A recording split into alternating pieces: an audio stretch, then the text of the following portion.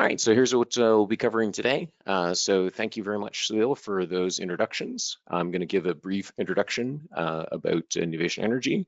Then I will hand it to James for an introduction on E2 companies. Then we'll dive into the topic of grid security. I'll talk about geopolitics and how you can have risks inside of a battery management system and how Nuvation is addressing that with our products. James will talk about grid security and battery energy storage systems, and then we'll be available for questions. So I'll dive right in to introduce Nuvation Energy. So as mentioned, I'm the CEO and CTO of Nuvation Energy. By background, I'm an electrical engineer out of the University of Waterloo in Ontario, Canada. Realizing I'll turn on my webcam as well. And so I was an engineer by background, still have the opportunity to be on site at customer sites. This is me at one of our energy storage systems in Santa Rosa, California, and I'm based out of our Sunnyvale, California office. So here's what Nuvation does. So we provide three major things. We provide battery management systems. We're actually the world's first UL 1973 recognized battery management system. We know we're the first in order to be the configurable, first configurable BMS, because we went through the process with UL. They actually had no system in order to handle this. They had to invent a new process in order to know that a BMS is both configurable and functionally safe.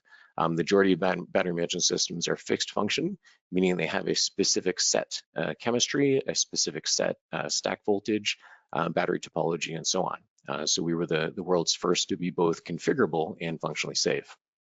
We provide a variety of energy management solutions. So this is energy controllers that do a variety of applications such as demand charge management, solar integration, power resiliency, and a variety of other applications, lots of microgrids, for example. And then we offer a suite of energy storage design services. And this is where customers hire us in order to design an energy storage system to their requirements. Especially highlight for this seminar, all of our products are designed and manufactured in US and Canada. We have offices in Sunnyvale, California and Waterloo, Ontario, Canada. All of our employees are in US and Canada. Founded the company in 1997, and we started initially as an electronic product design company, and then began doing energy storage in 2008. So we've been doing energy storage for a lot of years. And we're a little over 80 employees. The majority of us, myself included, are engineers. And we have an average of 11-year employee tenure. So once people start at Nuvation, they tend to stick around for a while. And with that, I will hand it to James. So I'm James. I'm the founder and CEO of E2 Companies. I have been in the power generation space for about 25 years. We have been doing distributed generation for since 2009 in this business. Let's see if I can share my screen. Okay, so we have been around since 2009 doing distributed generation for a number of large utilities. The large utilities have for some time been wanting customers to use what we used to call stranded assets for participation in distributed generation, whether that's peak demand, frequency response, voltage response, systems of that nature.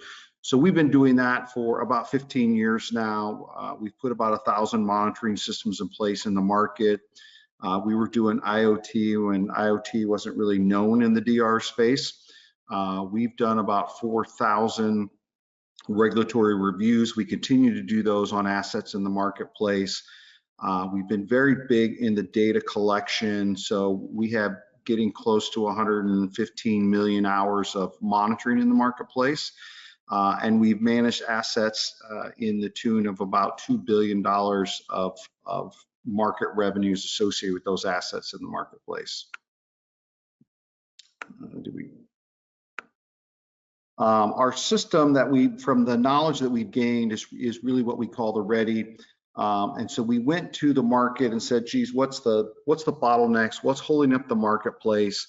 How can we design a better mousetrap to fix some of the current needs in the marketplace? And that was really about how do we put a system out there that can be easily deployable, modular, meet all the criteria of what we're talking about today from a security standpoint, a safety standpoint. We landed on lithium iron phosphate because it really has a very difficult propagation standpoint from fire in the marketplace. And then we've gone to really an energy management system that allows us to integrate good suppliers. We'll talk about that here in a few minutes.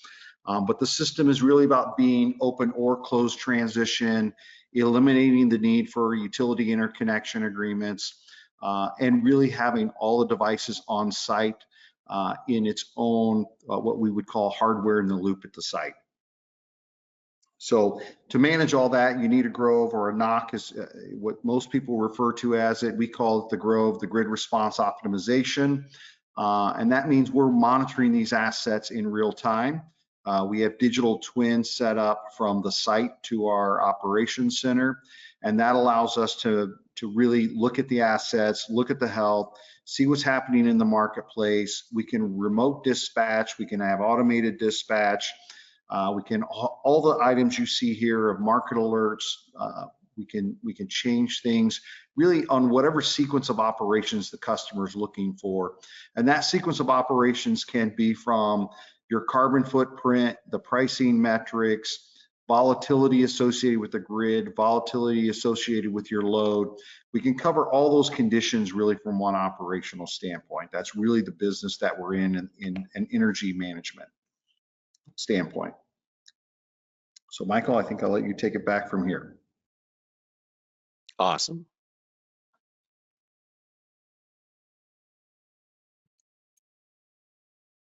All right, so I'll go back to sharing my screen. Okay, great.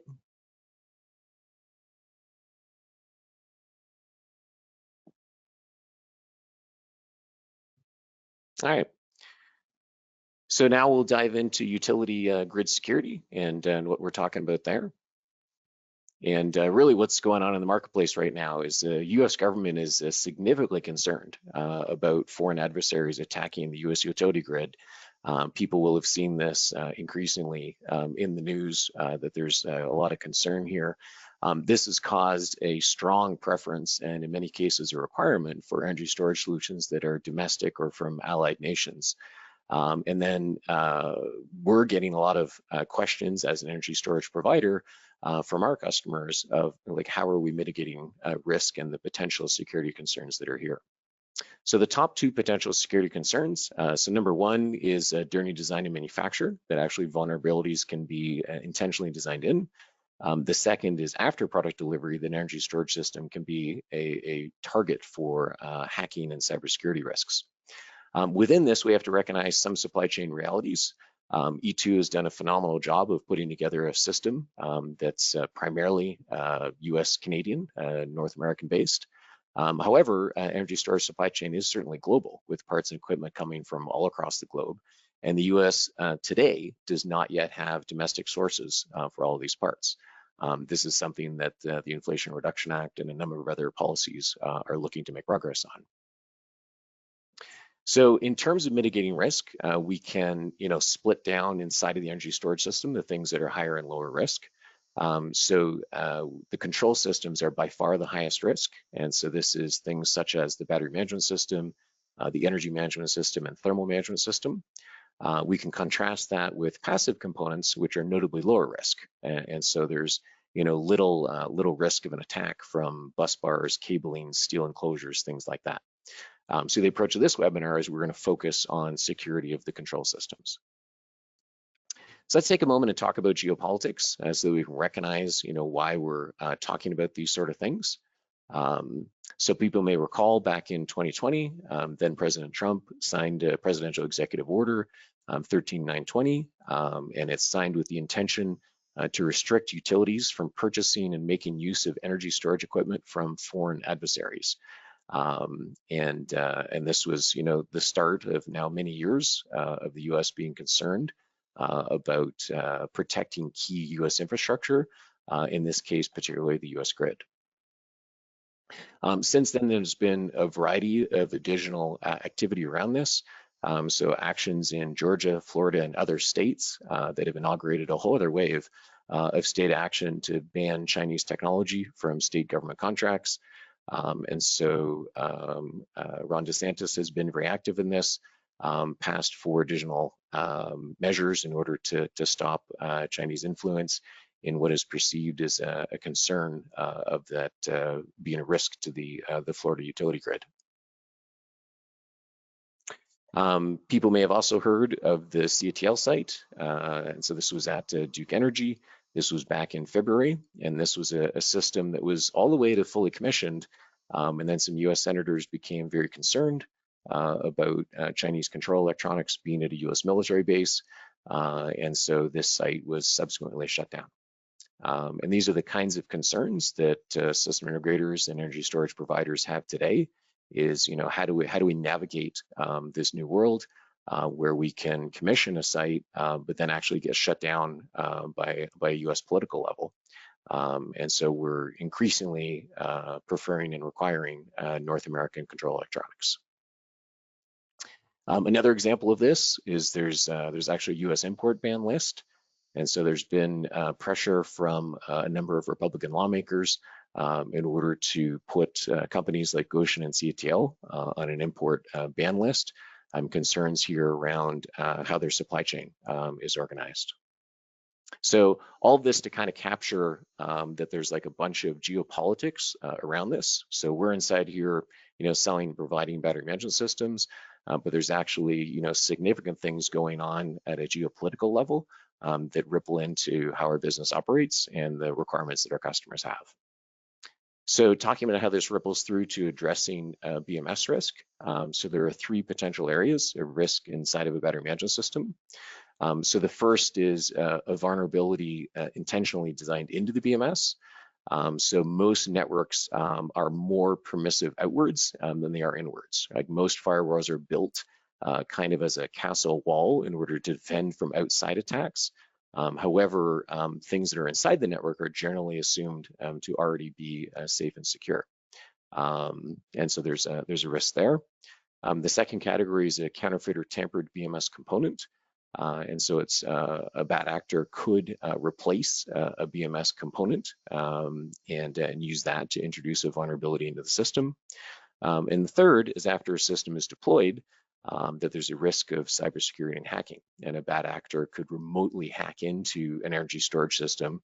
And this could result in a variety of situations. Either the system could report bad data or brick the system or even cause a system fire. So there's real risks here. So Nuvation addresses these BMS risks at 4 different levels. So the first is in design of the energy storage system, and I'll walk through some examples of that.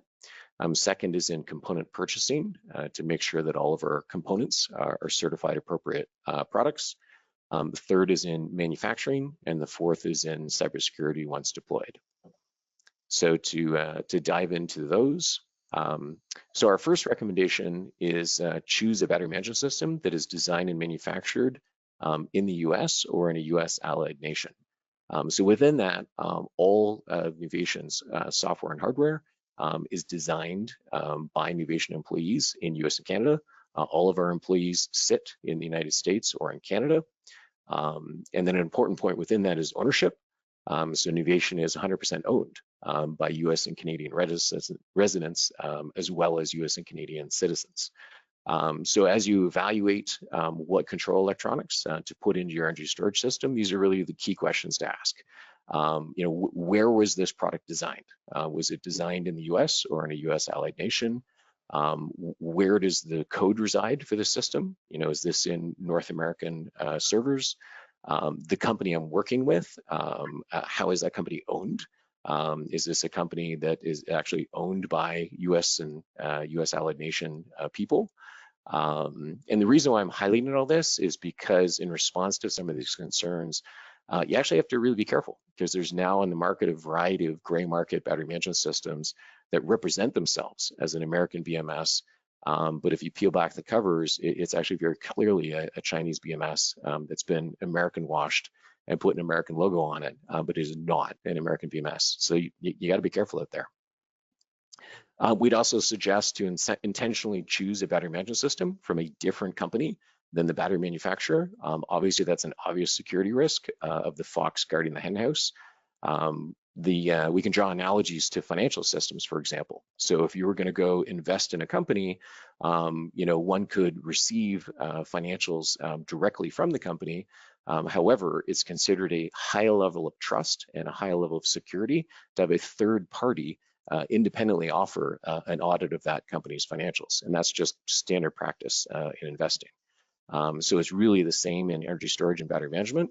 Is it's safer to have a third party provide that battery management system so that you have a different company auditing the battery and ensuring that that battery is safe. And this has shown up for us that using Nuvation's battery management system, we both, during operating, ensure that the battery is kept within operating parameters, but we actually have a variety of proprietary algorithms built in the battery management system, such as open wire detection, that can actually detect manufacturing flaws ahead of the system being commissioned. We have several examples where we've been able to basically provide another level of quality check on battery manufacturing. Beyond that, Nuvation has designed cloud-based manufacturing and test management systems. These systems ongoingly manage, monitor, and verify the authenticity of all the components being integrated during manufacturing. So for example, we have authenticated chips inside of all of our products that have a challenge response encryption system in order to know that each one of the components in a battery management system are indeed manufactured by Nuvation with Nuvation code inside of it. Everything has checks and balances inside of it. And this actually check and balance continuous once the system is operating. So even once deployed in the field, if someone snuck in and tried to replace a cell interface, our BMS would notice that and shut the system down. So we've done extensive work to ensure that this is ongoingly a secure system. All of our manufacturing test equipment has been designed by Nuvation. So all of our burn-in testers and multiple levels of functional testers are all Nuvation IP. And all this equipment uses storage encryption and hardware security features to ensure all the sensitive data is protected throughout the manufacturing process. And then Nuvation uses contract manufacturers in order to provide scalability for our manufacturing. And these are all manufactured in US and Canada. And these are contract manufacturing partners that we have long-term relationships with, measured in decades. So you need to make sure that there's no counterfeit BMS components inside of the product. And so presence of counterfeit products can result in a security risk in the system. So Nuvation has a really rigorous purchasing practice inside of this. So we will only source components from certified vendors who are reputable within the industry. And this has always been our practice. This wasn't a recent thing. So we've always done this, and we actually came under pressure on this in 2020 when supply chains got really compressed during COVID times because people were encouraging us to use gray market chips, and we declined to do that. We only purchase our chips from distribution and certified vendors that are franchised and approved by the manufacturer. And then our full testing infrastructure, as mentioned, all of our test equipment is owned and designed by Nuvation. So multiple levels of high pot testers, functional testers, burn-in racks. This is all Nuvation intellectual property. We actually designed and run our own manufacturing and test system called MTMS, Manufacturing and Test Management System.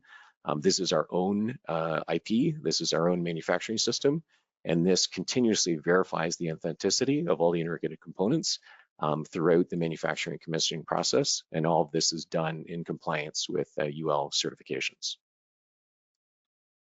And to lean in on that UL point, so we actually have quarterly reviews done of our manufacturing line to confirm the status of all the critical safety components and of the functionally safe pathway.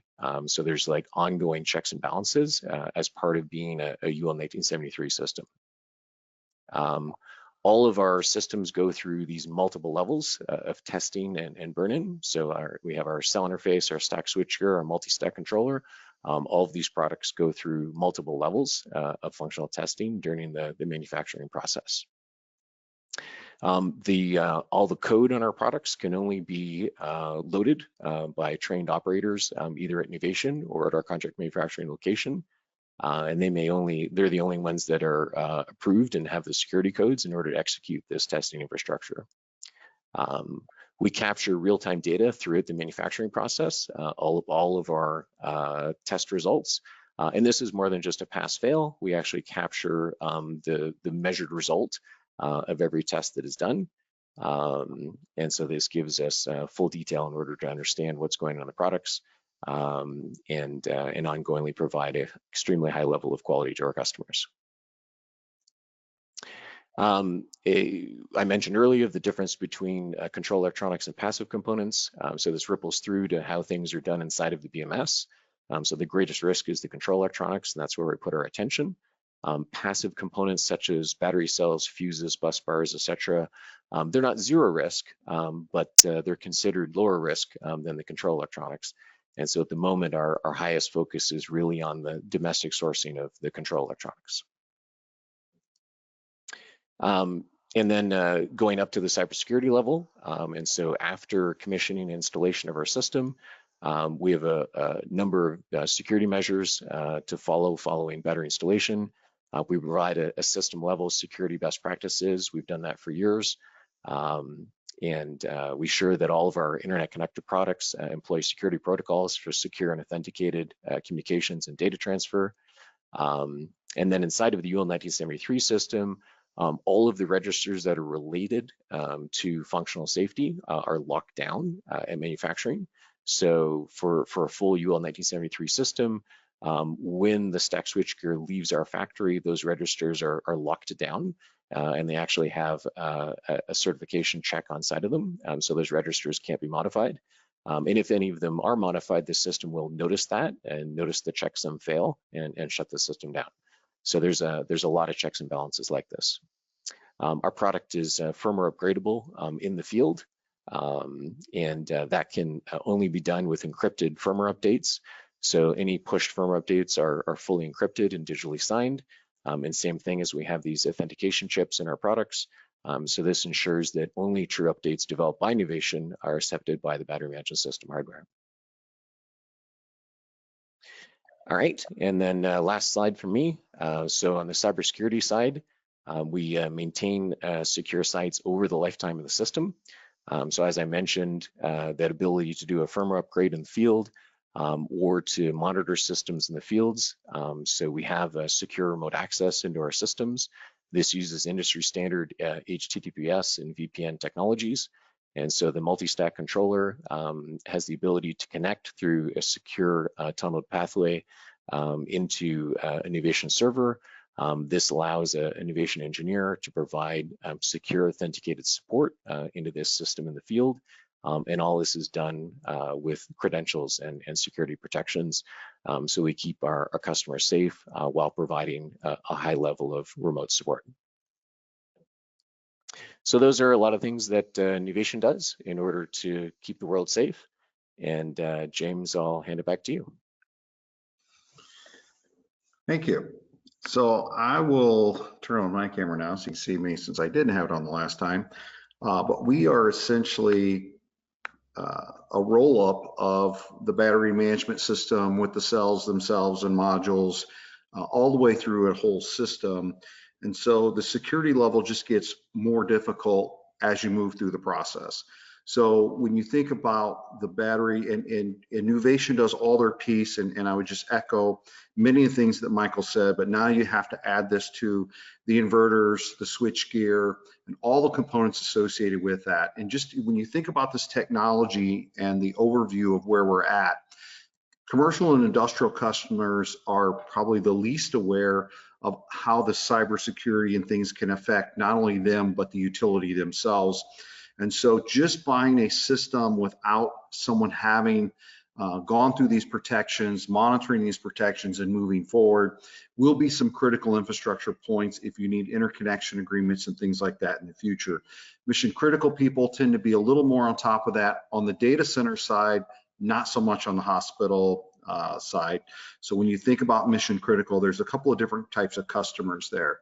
And so the sophistication that you're adding here, when you start thinking about the ability of this system to unlock demand response, AI, and all these things, the risk becomes greater at every level. So when all these systems starts coming into play, you really do have to start thinking about your suppliers, where are they coming from? We go visit our suppliers come visit us. We have our own testing lab.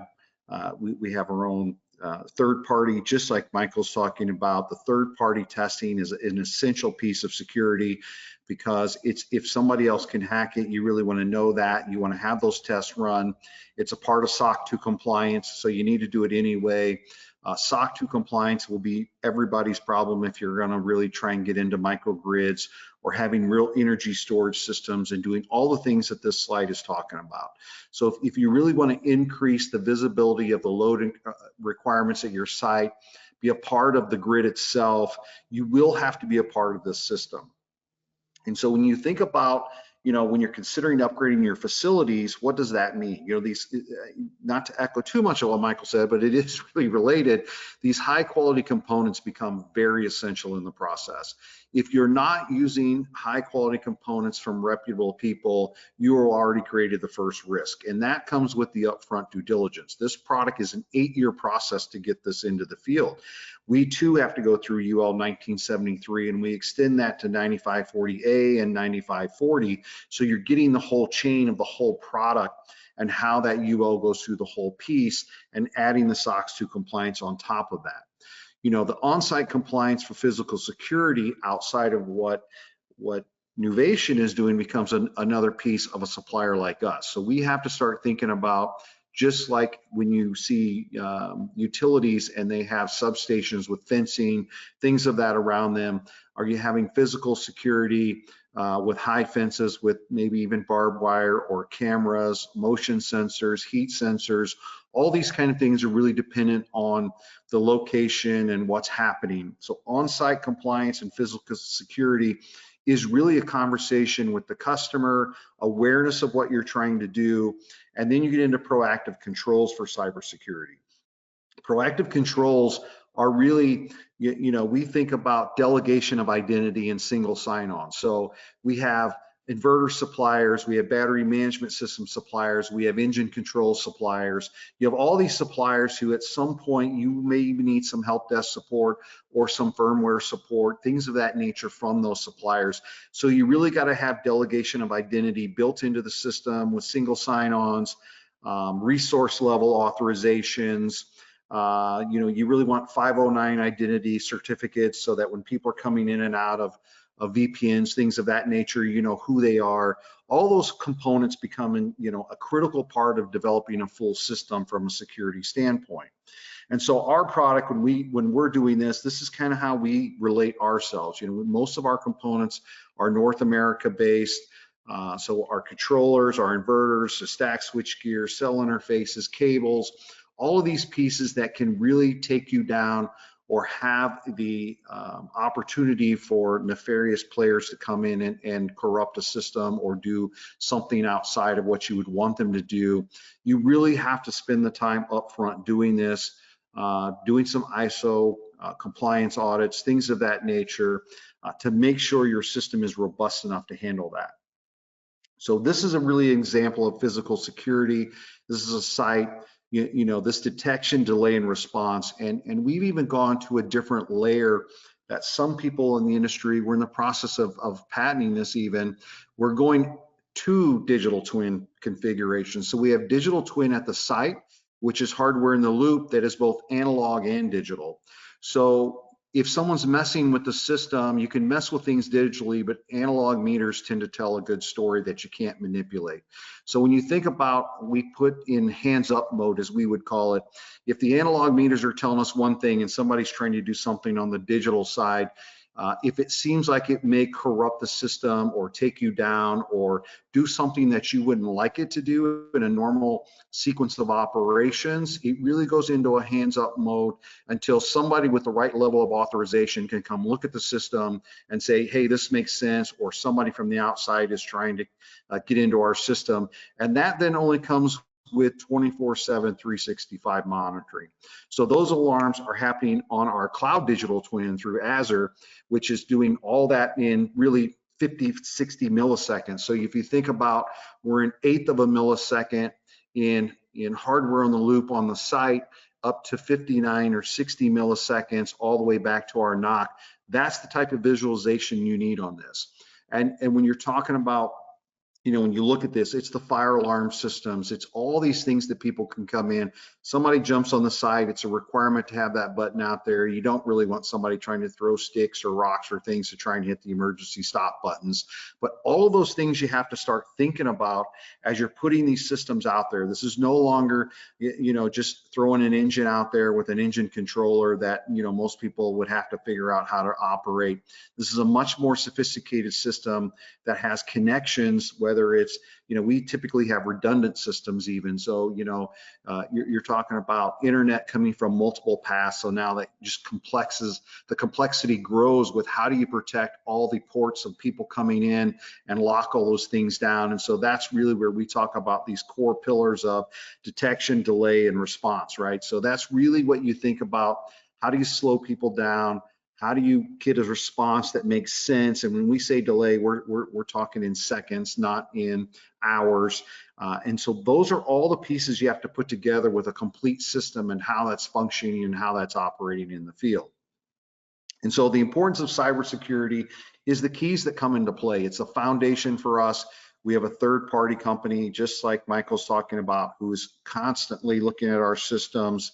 You have to have privacy policies for all the platforms. So however many platforms you have in play here, and when you look at this system, which is really on the right-hand side here, it looks like a single line of our system, all of those components have to have these, privacy policy platforms and these resource level authorizations. So it is not a simple measure to get through this. It's a very complicated architecture of systems. And so the cloud infrastructure really becomes very important from an attack standpoint. So how do you reduce that with cloud security? We too are using MQTT, certificate authentication, and TLS. And so all of those things are ongoing and reviewed literally on a daily basis. And that's the benefit of us having a NOC. It's the benefit of us using products like Nuvations, where we know they're handling their level. We're rolling it into the bigger picture of an entire energy management system. And so the energy management systems in the future are just going to continue to get more complicated, which unfortunately means the end user will have less ability to control and do these. It'll be out of their core. And that's why we call ourselves a virtual utility, because we're really functioning like a utility behind the meter to make sure that you're getting everything the utility would be doing to protect you from cybersecurity attacks.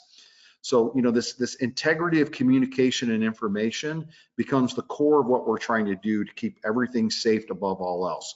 Because ultimately, when you're on the grid and you have installations that are using multiple megawatts of power, even though we have safety interlocks, you don't want people to be able to come on site and physically do things and electronically do things that can play havoc on the grid. So that's kind of the moral, I think, of this and what we're doing and how we're trying to attack this from a security audit standpoint. And I would be very clear, if someone isn't doing third-party audits, I probably would walk away. I think without third-party audits, you're really setting yourself up for a lot of risk. And not working on SOX 2 compliance and not being UL 1973 or 9540 for an entire system, I think is also very telling. There's a lot of people with 1973 and 9540A, but 9540 bringing the whole system into play is just an added level that a lot of people try and do in the field because of the complication associated with all these systems. So, as we're wrapping up here, and Michael, if you want to take back control, you can. But just so these are really the key takeaways that we really want to have for today. And This geopolitical developments that Michael had mentioned. The robust design and manufacturing of the BMS and the energy management system, they have to work together. And if they're not working together, you really don't have a safe, secure, resilient system. We too are believers in North American components. Not that there's other countries and regions that do not have good components, because you will find that, there's nothing wrong with Siemens and ABB and some other players that are out there in the marketplace. We just choose to use the North America because it's easy for us to communicate, do site visits, and coordinate the safety associated with these. The physical security pieces we really think are paramount. You can walk behind a lot of buildings and see, engines today that are unprotected. That will not be the future of the way things are done when we think about microgrids and integration in with the overall grid. And then finally, the secure communication and encrypted updates. If you have a cell phone, how often this is going on. This is very critical to protect open ports, backlog, back channels. And some of these back channels are necessary so that people can shut things down when applications are going awry or something's going on. So you have to protect those, make sure that they're being monitored, make sure that everybody has their identifying certificates and credentials, which also means employee evaluation. So, sometimes we turn over people within our organizations, and keeping on top of that is very critical. So from there, Michael, I guess we'll loop back and Yep. see if you have some questions. Awesome. Unless you have any comments on the key takeaways. Well presented, James. I think you summarized it well. This is a trend we've been noticing going back 4 or 5 years, but it's really accelerated in the last 6-9 months, where this is converting from a preference for domestic controls to, in many cases, a requirement. And I think Nuvation and E2 are well positioned in order to respond to that and give customers a very safe and secure experience with their energy storage. With that, we'll hand it to Salil, and we're available for questions.